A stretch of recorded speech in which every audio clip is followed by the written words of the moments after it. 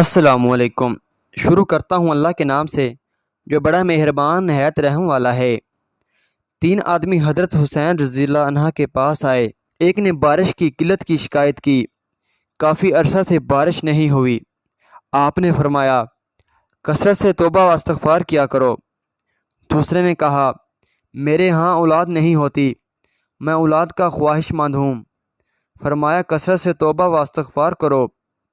تیسرے شخص نے شکوہ کیا زمین میں قحط پڑ گیا، غلہ پیدا نہیں ہوتا یا بہت کم ہوتا ہے۔ اس سے بھی فرمایا کثرت سے توبہ و استغفار کرو۔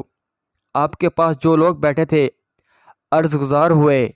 نواسہ رسول صلی اللہ علیہ وسلم تینوں افراد مختلف شکایتیں لے کر آئے، مگر آپ نے ایک ہی جواب دیا۔ فرمایا تم نے اللہ تعالیٰ کا فرمان نہیں پڑھا، اپنے رب سے اپنے گناہ بخشواؤ اور معافی مانگو، وہ یقیناً بڑا بخشنے والا ہے۔ وہ تم پر آسمان کو خوب برساتا ہوا چھوڑ دے گا اور تمہیں خوب مال و اولاد سے ترقی دے گا اور تمہیں باغات دے گا اور تمہارے لیے نہریں نکالے گا۔